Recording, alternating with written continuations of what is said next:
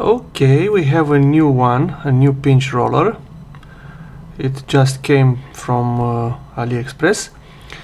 The wheels, the rollers are pretty much the same as far as I can see.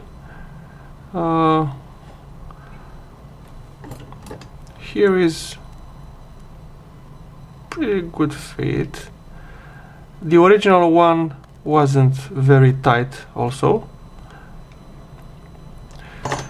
Okay, let's proceed with assembling. So this is the arm. The arm has two holes. This hole is tight fit, so we have to insert the axle from this side. Okay, let's insert the wheel, and I will push it by hand. I don't think I need some tool to apply too much force. By hand it would be enough. Okay, we have an working arm and pinch roller. Okay, I have to admit that it took me 20 minutes to figure out how to put this back together with the mechanism. So this spring must come like this. The long part is beneath, and the shorter part is towards the camera. Okay, but this is just for you to know what is the correct position. But first we have to assemble it on the pinch roller arm. So the correct position is like this, but first we have to assemble the spring. I don't know if this is the only method, but I have discovered that this worked for me. The short part has to come on this ridge, and the longer part here. Okay, and here you have to align the spring hole, the spring loop, with the arm hole. Okay, it is pretty hard to make the job, and it came out. To do the job and to make sure that the camera is getting all the action and all the fun. Of course. 3 hours later. Come on, come on, come on. Okay. The spring loop has passed, and the arm hole passed too. Okay. I have to check that everything is okay. Just to make a quick check, I will spin the flywheel in the right direction, so I have to spin it like this, so the tape will come out to the take-up reel, and I pressed play button, and now I'm simulating the normal playback. Okay, I just heard a click, so it switched on playback mode. Yes, the wheel, the pinch roller is spinning, so this is the good position, I hope. Okay, let me test the tension. Of course, in the service manual they use some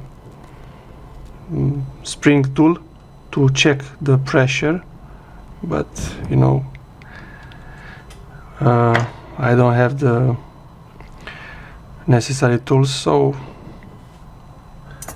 just a rough approximation would be enough. Okay, now I have this circlip to mount it back in place.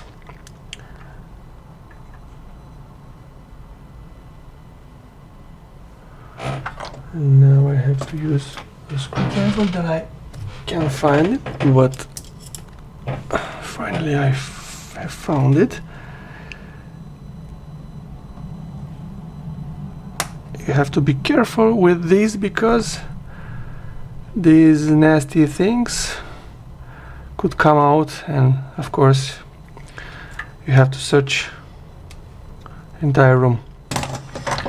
Yes, now I am pressing stop and I will turn the flywheel to align the mechanics in stop position. Okay, pretty finished, but first I want to insert the buttons like this, and I will make some room to test it without final assembly. Okay, this is my testing setup. Nothing fancy, nothing special. I just put a rag under the mechanics because I don't want the mechanics to slide or maybe to touch anything dangerous. I remember that this part is 220 volts, so you have to be careful not to touch this. First I will connect to the mains. Okay, we are pushing the button. Yes, lights are on. These lights are aftermarket, you know, it's not from a manufacturer like this, so if you can find your in your model these lights, you won't find them because they are mounted by me. Okay, I disassembled this part, so I told you this is really a test. Okay.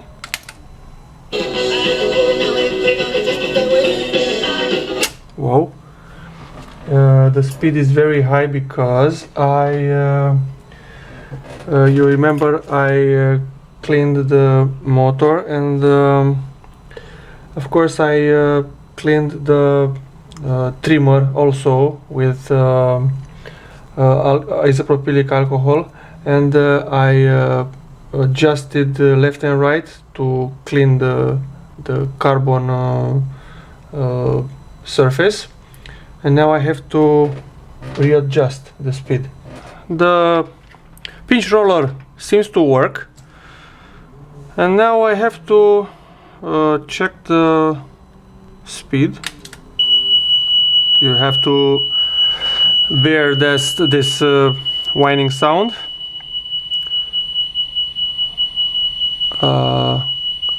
I have a reference tone of 3 kHz.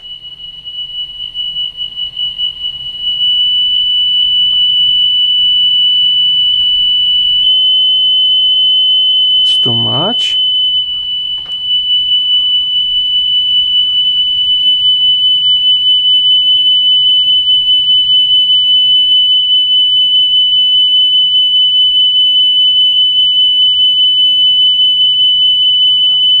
I guess it's better than before. No, not this. I want to change the scale.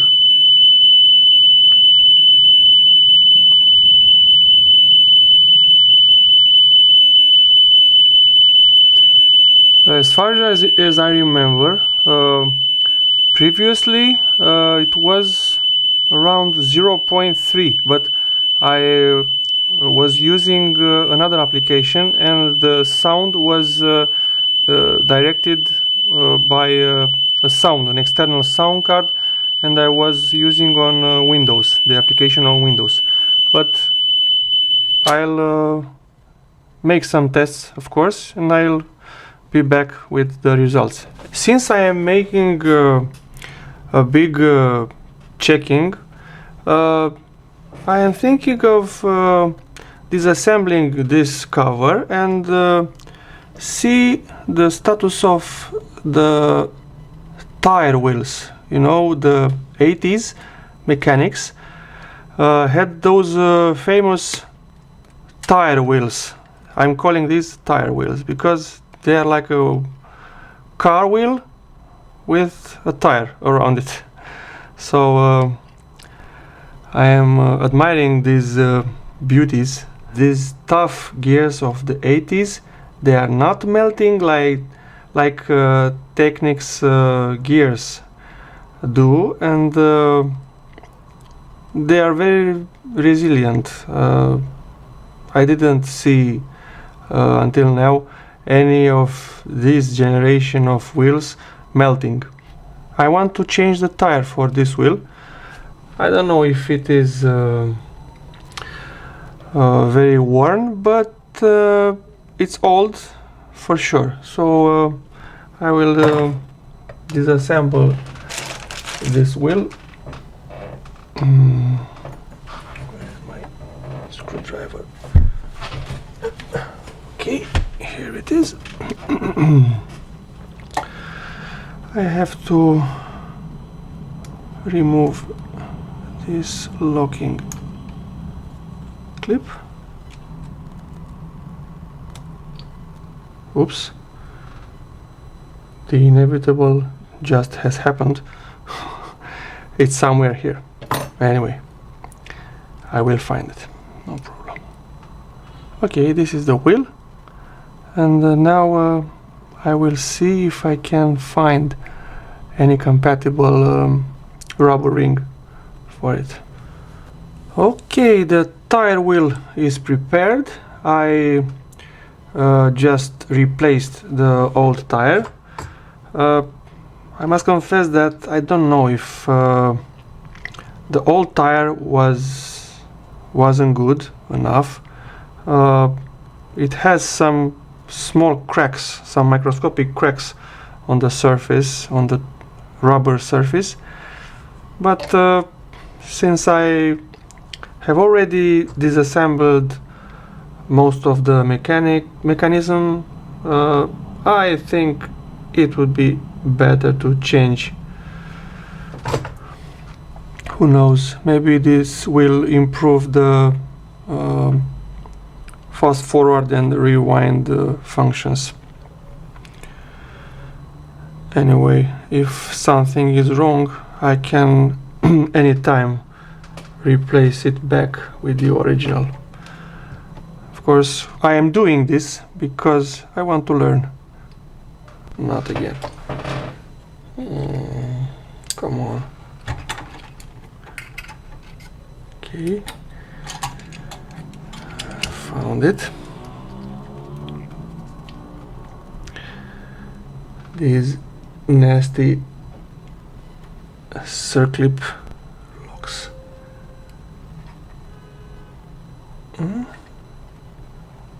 No, not yet. Are we there yet? Not yet. I guess a proper tool for this would be a small pipe, and you know, to push with that. It's very hard if you don't have the proper tools. They are small, they are greasy and very slippery.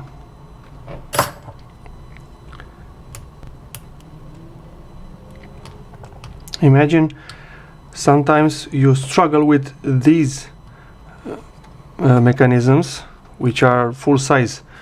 Imagine how you struggle with Walkman's mechanisms. Okay, seems to be fine. I guess the tire will sit better after some rotations it will be centered on the plastic wheel. Okay,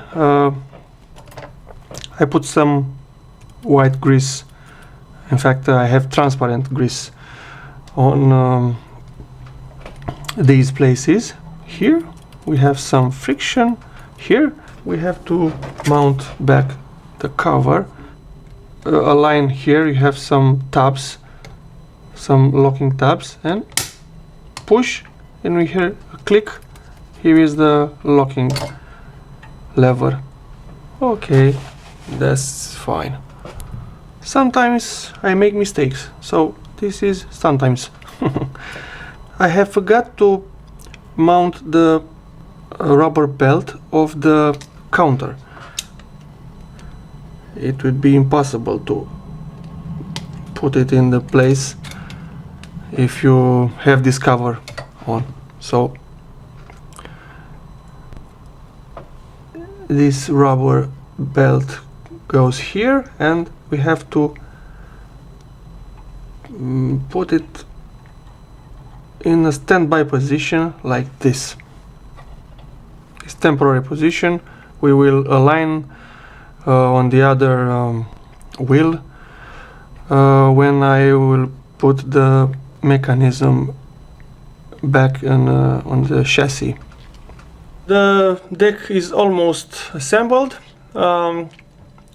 I am doing a wow and flutter test. I am using the Hanspeter Roth reference tape, 3150 Hertz.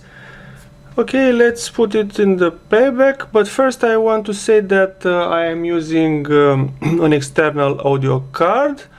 Line out is fed into that audio card, and the software is wow and flutter meter running on Windows.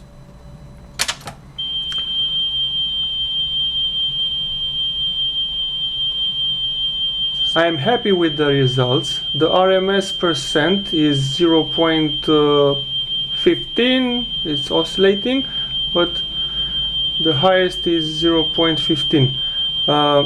As far as I remember, before it was about 0.4 RMS. A few words about these percents. 0.2 RMS percents is a very good value. Most of the people won't notice the potential wow and flutter problems when are listening to normal to regular music. The potential wow and flutter issues might be noticed by some people during listening to long musical notes. They won't be heard when are listening to rhythmic music. I'll give you some examples.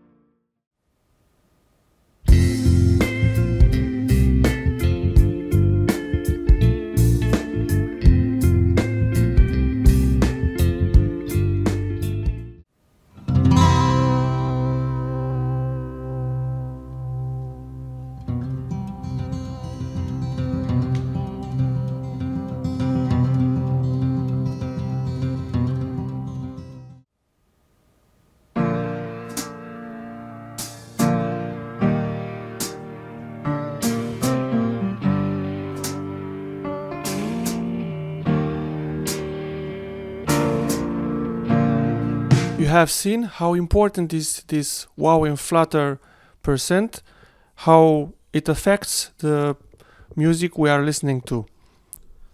That's why I advise you to inspect your gear, your analog gear, to have smooth mechanisms, to lubricate where is necessary, to change the pinch rollers, to change the rubber belts, and to inspect the motors also. You don't have to struggle to get some impossible numbers and percents, because the only judge is your ear. After all that matters is the pleasure to listen to analog music in pretty decent conditions. Okay, that's it for now. Thank you for watching, and see you at the next repairing.